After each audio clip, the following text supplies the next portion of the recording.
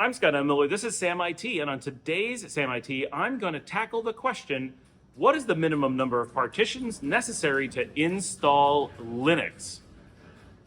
Now, this question came up 3 times for me back when I was getting back into IT after years away. I went through a certification process. I honestly did more than 150 different exams and became an exam writer. I've written more than a dozen exams, and in doing so, I took a number of exams from CompTIA, less for my own career, but more because I was an educator and wanted to have a really good feel for what those exams were like so I could make better decisions about hiring or educating based on what people's goals were and what their experiences were. So in working with CompTIA, this question came up on 3 different exams, and this highlights a number of things for me. One, this is not a question that is useful to ask people unless you're really looking for an expert response. Anything less than that, you need to have an expert in the room to provide a logical analysis of their response.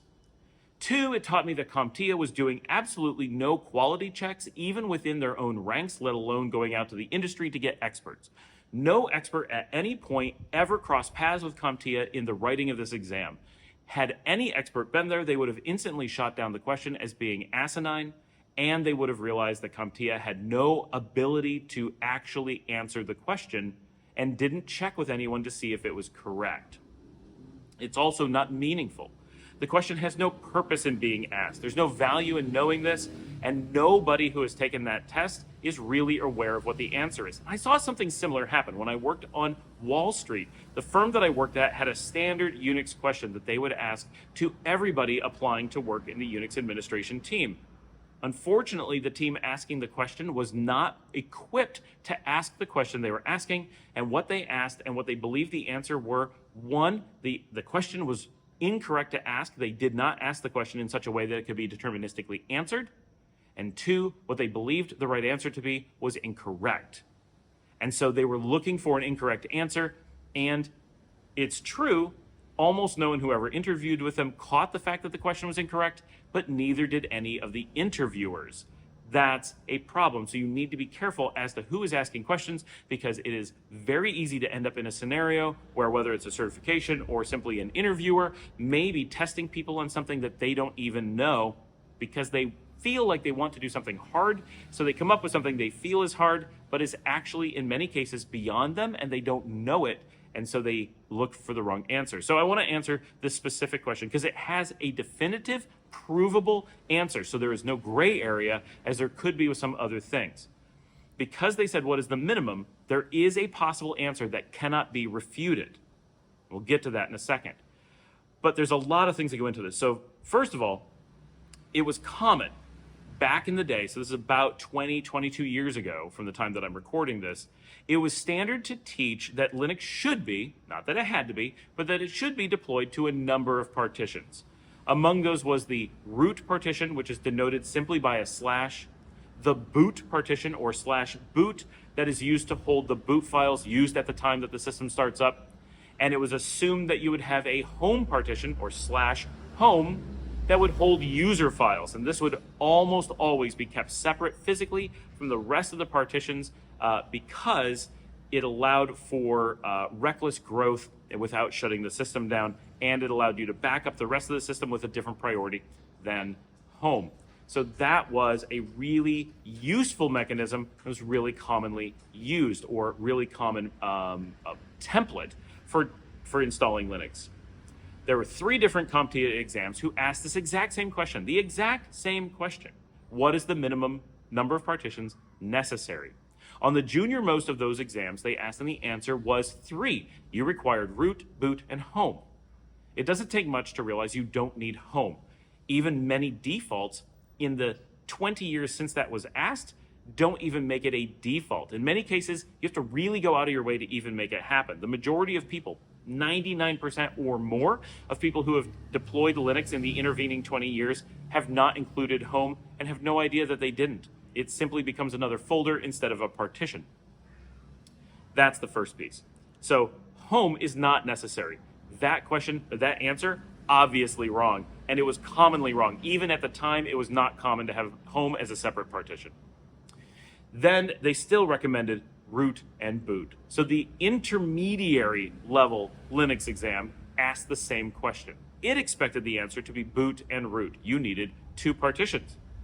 Many people got this wrong because they had studied from the previous test and knew the answer was supposed to be 3 with CompTIA. This is a case of learning what your professor wants to hear, not what the correct answer is. But you would get it wrong because you had a different exam and they wanted a different answer. So this is both inconsistent and wrong.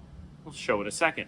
When you went to the Linux Plus exam, the most advanced of the different ones that asked Linux questions, they asked exactly the same question again. But in this one, they recognize the fact that while you do need the root partition, you don't need boot.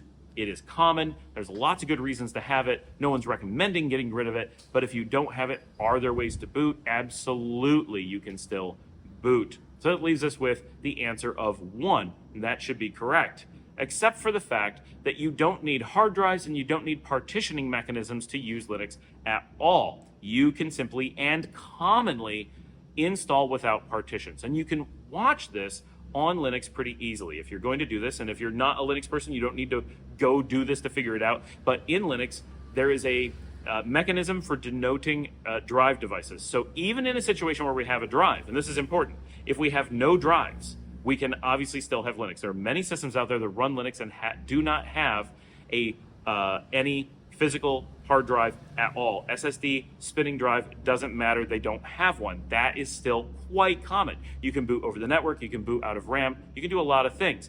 When doing so, you can, even when you have a spinning drive, run without partitioning.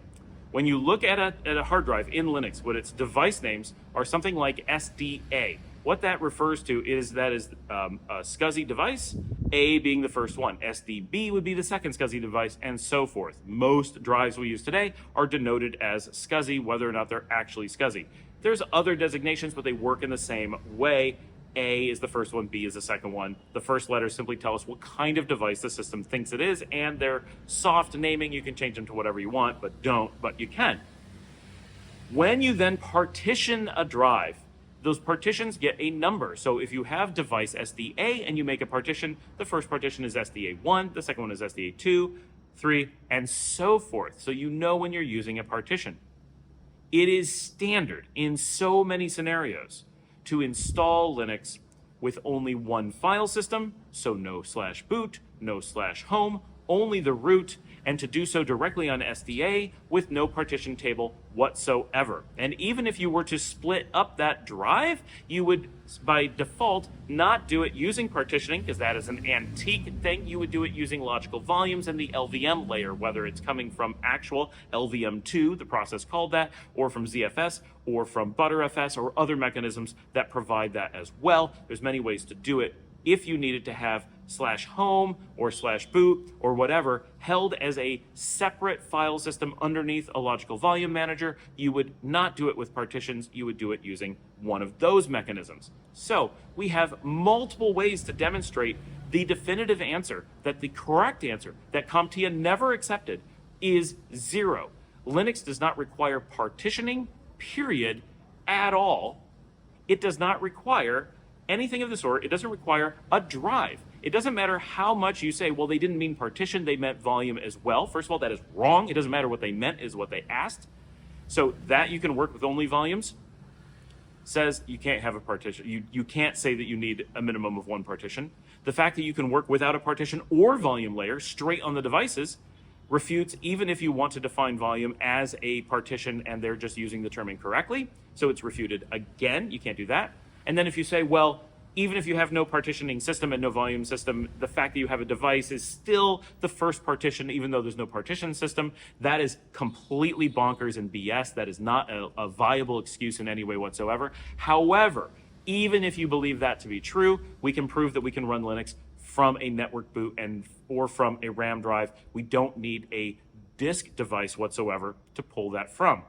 So even if we make ridiculous layers of excuses, anyone who is knowledgeable in Linux should have known, one, that the question had no purpose for being asked. No one needs to know that.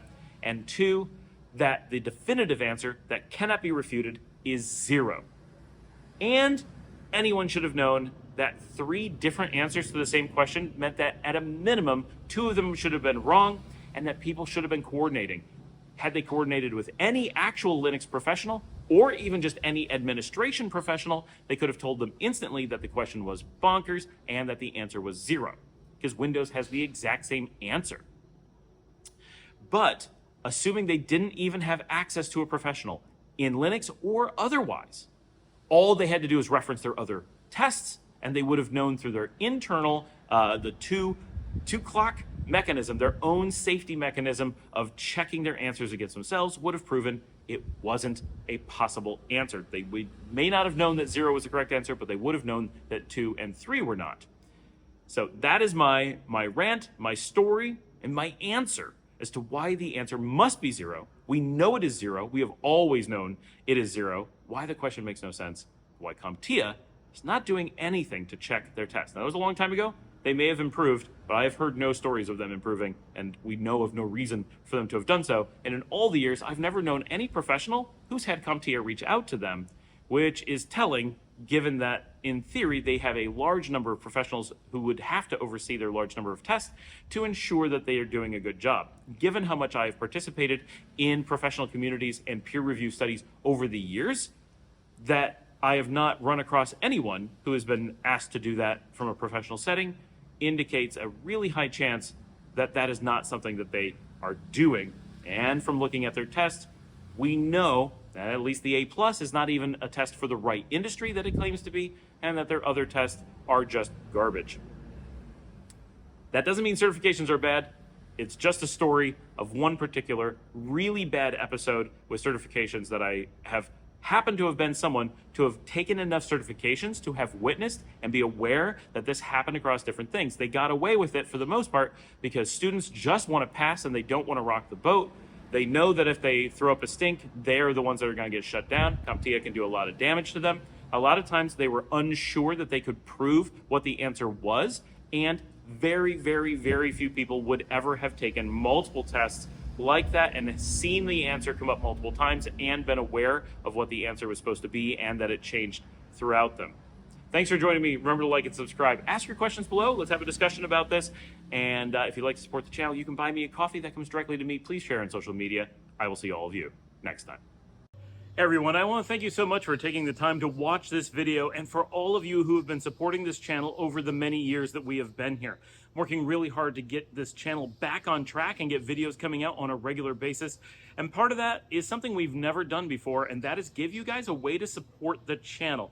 It would be amazing if you wanted to do that, whether it's something as simple as giving it a like, a subscribe, and sharing with your friends, telling your coworkers or your boss or your company about it. All of that would be fantastic. For those who want to do a little bit more, you can buy me a coffee. Down in the links below, I have a link where you can go and support me directly. Any coffees that you buy is money that comes directly to me, so that's a great way to support the channel directly. You can also buy my book. Not all of you are aware, but I recently wrote Linux Administration Best Practices, and that is available on Amazon. That link will be below as well. That would mean a lot to me if you guys went out and purchased that. That really does help quite a bit. And for those who are looking for more than this channel does as a YouTube channel, I am a consulting CIO, and those that are interested can go to ntg.co. And that is where I've been for the last 23 years as a researcher, as an engineer, as a consulting information technology and operations director for companies of all types and sizes all around the world. Whether you need just a little bit of consulting, you need some advice on a project, or you're looking for someone to actually oversee all the operations of your company from a business infrastructure perspective, we offer all of that. Please reach out, sales@ntg.co. We would love to speak to you about what we can offer. Thanks so much for watching the show. I will see all of you next time.